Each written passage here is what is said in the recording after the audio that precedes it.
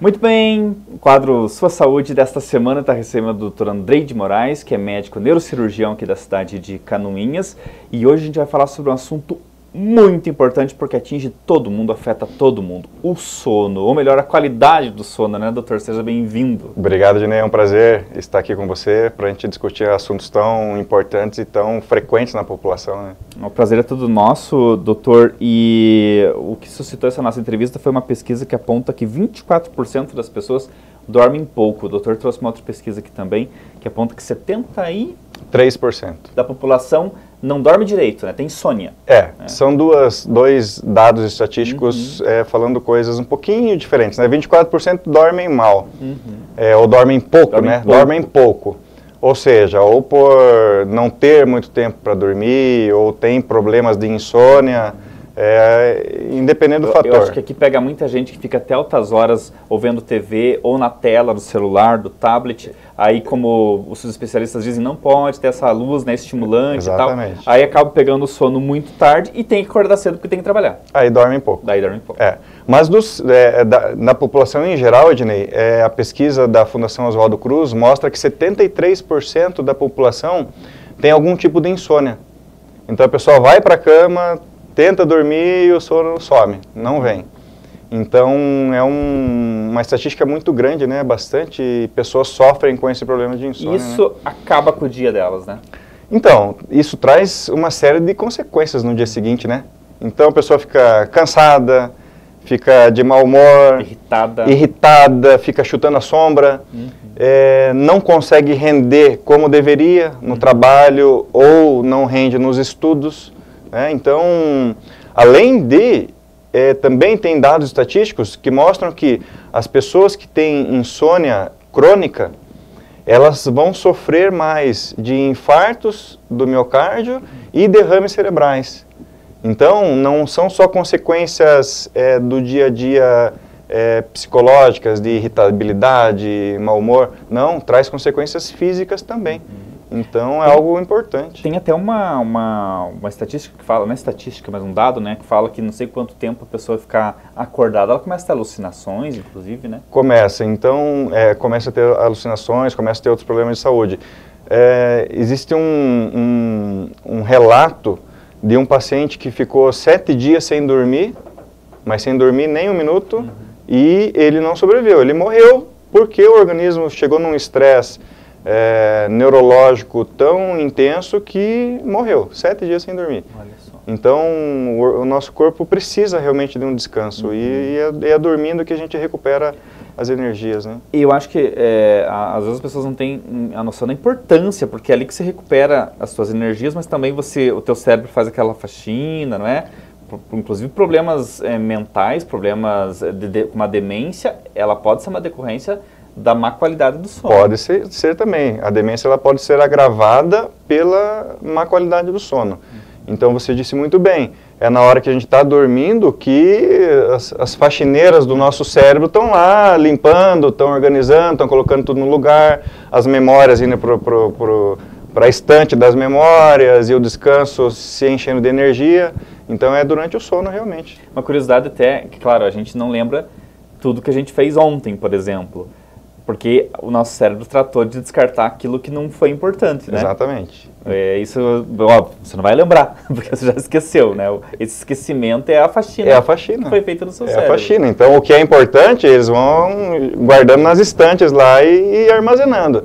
O que não é importante vai para o lixo. E é durante o sono que essas coisas vão indo embora, vão indo para o lixo. E o mais legal, né, doutor, não precisa de um remédio, o sono é de graça. Por enquanto não estão taxando, não paga imposto, né, para dormir. Não precisa pagar nada. Não precisa pagar nada. Mas muitas pessoas pagariam fortunas para poder dormir, porque só quem passa por isso que sabe o sofrimento que é. Né? E muitas gastam muito dinheiro para poder, para comprar remédio para poder dormir também, né? Exatamente. Então, muitas pessoas precisam dormir à base de remédio. Felizmente, os remédios para dormir são normalmente remédios de uma classe mais barata. Sim.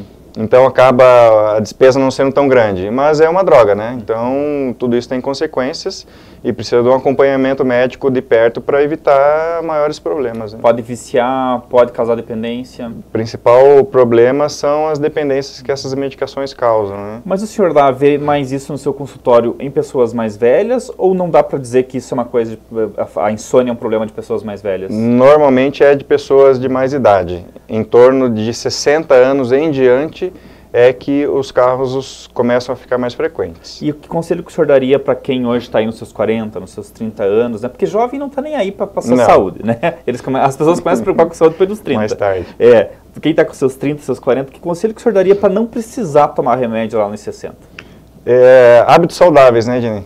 Tá? Então, uma alimentação saudável, num horário específico para se alimentar, atividade física. Eu falo para os meus pacientes, atividade física é algo extremamente necessário, é fundamental, eu diria, sabe?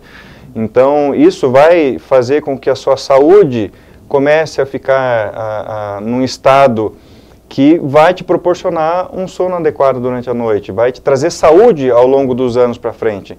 Então, atividade física, alimentação balanceada, ter hábitos de sono. Então, o certo é você ter um horário mais ou menos fixo para você dormir e um horário mais ou menos fixo para você acordar, tá? Tudo isso aí ajuda. Se você for fazendo isso ao longo de toda a sua vida, mais tarde você vai colher os frutos disso aí, não vai ter problemas, né? Porque você já acostumou o seu organismo. Uma coisa interessante, Ednei, é que os trabalhadores que trabalham em turnos, tá? Numa semana trabalha de noite, na outra semana de dia, na outra semana de madrugada, e vão alternando, essas são as pessoas que mais sofrem com problemas de insônia, tá? Então, tem insalubridade por isso. Insalubridade, mas não compensa. Você recebe um dinheiro para gastar com tratamento depois, né? Então, é só uma recompensa daquilo que a pessoa vai sofrer mais tarde. Da saúde que se perdeu. Da saúde que se perdeu. Um outro dado interessante também, Ednei, é que naquelas épocas que havia troca de horário de verão, tá? No dia em que a gente dormia 1 hora a mais, tá?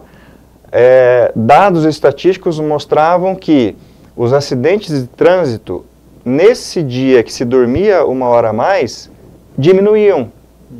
Porque as pessoas descansavam mais, tinham mais concentração para as atividades diárias, inclusive no trânsito, e diminuíam os acidentes. Já quando a gente adiantava o relógio, que a gente dormia 1 hora a menos, era o contrário. Aumentavam-se os acidentes de trânsito no dia seguinte. Eu me lembro até, inclusive, de um grande acidente de trânsito, não vou saber contextualizar qual e onde e tal, mas que aconteceu no primeiro dia do horário de verão, né? Quando reduz, quando começa o horário de verão. Mas quando a gente dorme 1 hora menos. Quando a gente dorme 1 hora menos. E que as autoridades até disseram que isso foi um dos fatores, provavelmente, que aconteceu. Exatamente, é interessante. Agora, doutor, eu me recordo que quando eu era mais jovem, eu precisava de mais tempo. Eu precisava de 8 horas de sono.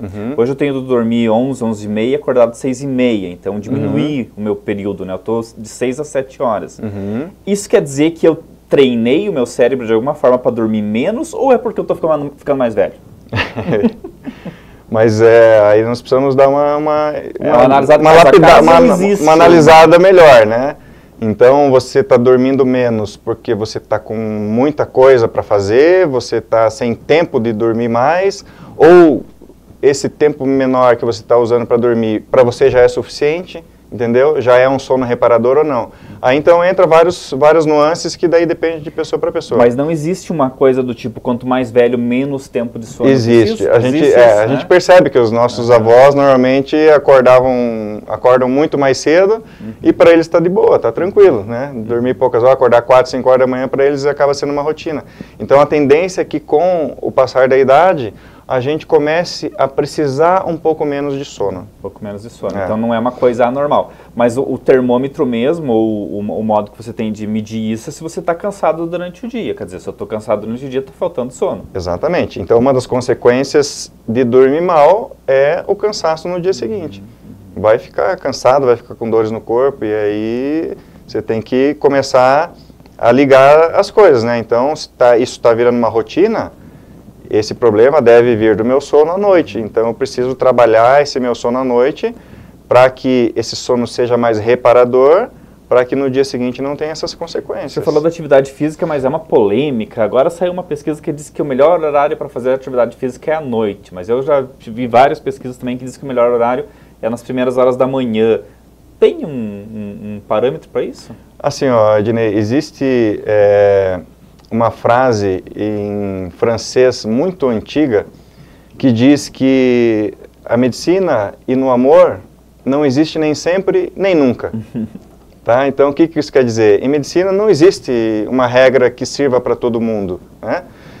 Tem pessoas que vão fazer atividade física à noite e vão estar ótimos no dia seguinte. Tá? Mesmo que faça 8, 9 horas da noite, vão estar muito bem. Tem pessoas que fazem de manhã que também vão ficar bem. Então, varia muito. Mas, pegando numa população em geral, o recomendado é não fazer atividade física à noite. 1, 2 horas antes de deitar para dormir, porque você vai estar cheio de adrenalina no sangue, vai estar com endorfina no sangue, e isso você vai ficar mais excitado por conta desses neurotransmissores e vai te dificultar você pegar no sono. Então, o ideal é até umas 2 horas antes do horário previsto para você dormir, não fazer atividade física. Agora, aquela pessoa que não tem outro horário, só pode fazer à noite, antes fazer do que não fazer. Exatamente. É o que tem, então vai fazer. Entendeu? Pior é ficar parado. Pior é ficar parado, sem sombra de dúvida, né? Outra coisa que é recomendado é não tirar sonecas durante o dia. Tá? Então, se você dorme ali meia hora, 40 minutos, 1 hora, isso vai fazer falta à noite. Tá? Então, a não ser que a pessoa durma demais, bem tranquilo, não tenha problema de insônia, aí não tem problema tirar sonecas. Mas quem tem problema de insônia, não deve tirar sonecas durante o dia. Né? Durante o dia, né? Eu tenho o hábito da sesta de 15 a 20 minutos, que eu acho que me faz muito bem, né? Mas isso não me faz falta à noite. Talvez até eu some com aquilo que eu te falei, que diminuir do meu horário de sono. E claro, e quando eu não tiro a sesta, eu fico irritado. Então eu já me habituei a essa questão ali dos 15 a 20 minutos depois do almoço, né? Então, é uma coisa boa. São 2. Porque eu também gostaria muito de ter esse tempo de tirar uma sesta depois do almoço, infelizmente não tenho, mas às vezes quando eu chego no final da tarde em casa, se eu descanso ali 15 minutos, 20 minutos, mas me dá uma energia assim muito grande que eu consigo ir até tarde da noite fazendo o que eu quero fazer. E é isso mesmo, gente, é 15 a 20 minutos, vocês pensam, mas é impossível. Não, você começa a treinar ali o teu cérebro, porque daí ele fica, você pode até cronometrar ali, ele realmente, ele desperta na hora que você treinou realmente ele, né? Ao longo de um tempo fazendo isso, você vai treinar seu cérebro. 15 a 20 minutos você consegue acordar tranquilamente. Não é um sono, é uma soneca, né? É um cochilo. É um carregamento rápido da bateria. Exatamente. E funciona muito bem, inclusive eu recomendo para quem puder fazer, né? Agora, o sono, ele também é regulado muito pelo que você come na janta, né? Tem que pensar muito na janta, porque ela pode atrapalhar muito o teu sono, né? A questão da digestão, né? A alimentação pesada à noite deve ser evitada, alimentação com gordura, fritura, tudo que é de digestão mais difícil tem que ser evitado, porque vai interferir no seu sono. E quanto tempo antes o ideal é jantar, antes de ir para a cama? O ideal é no máximo umas 2 horas antes de você deitar, você evitar alimentos pesados, coisas leves, uma fruta, uma verdura, assim, numa salada não tem problema. Mas umas 2 horas antes é bom evitar. O celular é o grande vilão do sono? Hoje né? Quem não tem, quem não fica Quem que não deita e não fica ali um pouquinho vendo as notícias e trocando mensagem. E aquela tela infinita que nunca termina no Instagram, para nunca, né? No TikTok, né? Isso aí estimula demais, tanto a visão quanto o raciocínio. Então vai te estimular. Então quanto mais estimulado você estiver, menos sono você vai ter.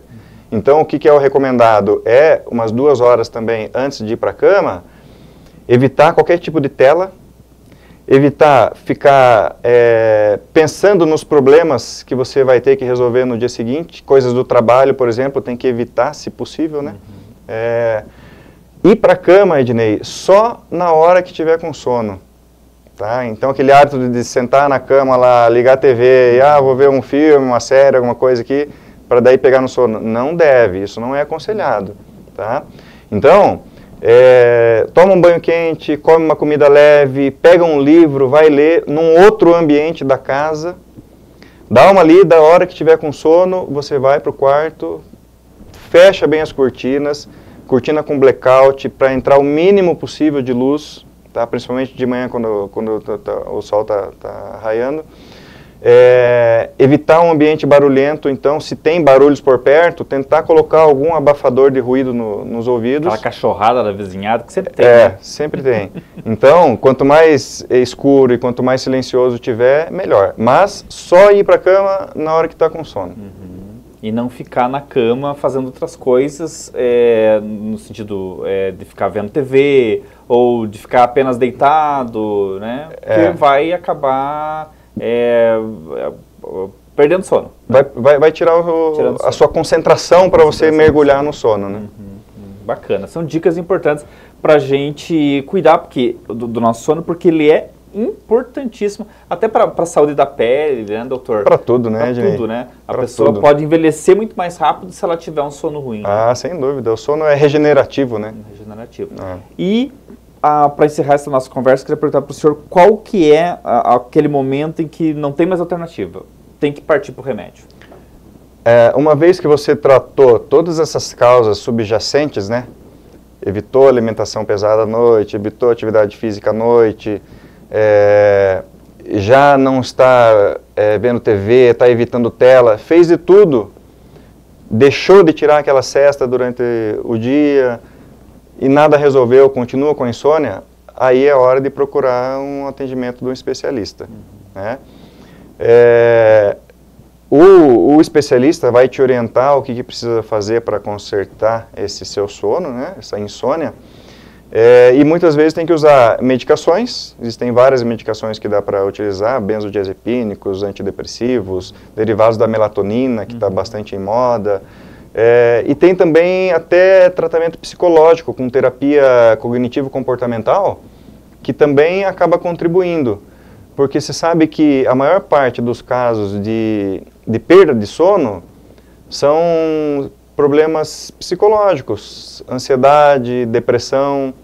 Sabe aquela história de que, estou com um problema lá que está me tirando o sono? É a mais pura verdade aquilo. É mais fácil resolver o teu problema do que se ir pro remédio. Exatamente. Então, vai para um terapeuta, faz um tratamento, tenta resolver esse problema psicológico que está tirando o seu sono, que muitas vezes já resolve sem necessidade de medicação. Então, quanto menos, apesar de eu ser médico, quanto menos remédio utilizar, é melhor para a pessoa, né? Até porque tem essa questão da dependência e isso é horrível, né? A pessoa ficar dependendo do medicamento. Então, normalmente as pessoas que dependem de medicação para dormir, a tendência é, cada vez, precisar de mais medicação. Porque vai acostumando e chega uma hora que ela toma um remédio que nem é porque ela está precisando mais, é porque fez uma dependência. Tá? Às vezes, dependência até psicológica da medicação. Então, isso traz consequências, né? O nosso cérebro é um grande amigo, mas pode se tornar um vilão também. Pode, se você não cuidar bem dele, né? Então, Ednei, é tão simples cuidar do cérebro, sabe? Então, hábitos saudáveis de vida, atividade física, leitura, estímulo, raciocínio. Então, tão simples, né? Então, só precisa tomar consciência de que precisa fazer essas atividades, cuidar do cérebro, para você não ter problemas lá na frente. Né? Aí eu já vou deixar deixa aí para uma próxima entrevista, doutor, que a gente falar sobre essa questão. Você falou ali, tão simples, leitura, mas hoje está cada vez mais difícil as pessoas se aprofundarem numa leitura, num livro, numa revista, num jornal, né? Porque as pessoas às vezes não se tocam, mas o TikTok, o Instagram, o Facebook, eles são feitos para estimular você de uma maneira muito tudo pronto, né? Tá pronto, é rápido, é ágil, é preciso e é muito fácil de compreender, né? E quanto mais você vai vendo isso, mais vai vindo. Exatamente. Né? Da maneira mais simples possível para você para o teu cérebro trabalhar o mínimo possível. Então a gente tem que pensar que isso daí é diversão, é entretenimento, é divertido, enfim, mas não, é uma grande armadilha que pode danificar seu cérebro, porque eu já vi gente o dia todo, sem parar. Sem parar. Vira um vício, na timeline do Instagram. É um bom assunto para a gente tratar num próximo programa. Assim como existe o fast food, que se a pessoa abusar do fast food, ela vai ter problemas na saúde dela, existe esse fast food da notícia, da informação. As pessoas querem tudo mastigado e vai passando 1, 2, 10, 20, 30 vezes. Eu já vi que o TikTok, eu não vi, mas já me contaram que o TikTok, por exemplo, resume séries. Então uma série que você vai levar 1 hora para assistir um episódio, que vai fazer com que você pense, raciocine, entenda, né, um personagem, o que ele motivou ele para isso, para aquilo, o TikTok resume em um frame ali e faz aquele resumão ali que fica tudo muito fácil de entender e você, na verdade, acha que consumiu aquela série. Não, você consumiu um resumão do TikTok, que é outra coisa, não é a série propriamente dita. Então acho que a gente tem que ficar muito ligado nisso, porque essas armadilhas estão à nossa disposição. Elas são gratuitas, né? São gratuitas, mas você que é o produto, no caso, né? Você é o que vai tá ali vendendo, no caso, você como um consumidor, né? E isso é um perigo. Isso é um perigo. Assim, Ednei, como a atividade física nos deixa mais fortes, desenvolve a musculatura, eu digo para os pacientes, a atividade intelectual é a mesma coisa do que uma musculação para o cérebro. Então, se você estimular o seu cérebro, ele vai ficar cada vez mais forte. Se você usar cada vez mais telas, seu cérebro vai ficar cada vez mais fraco. Vai encolher. Vai encolher. Vai encolher. Dr. Andrei de Moraes, médico neurocirurgião aqui de Canoinhas, agradeço imensamente a participação dele aqui e espero contar outras vezes para a gente falar sobre essas questões ligadas ao nosso cérebro, o comportamento dele e o quanto que ele pode nos ajudar, mas também pode nos prejudicar. Obrigado, doutor. Eu que agradeço. Obrigado, Ednei. Até a próxima. Até mais.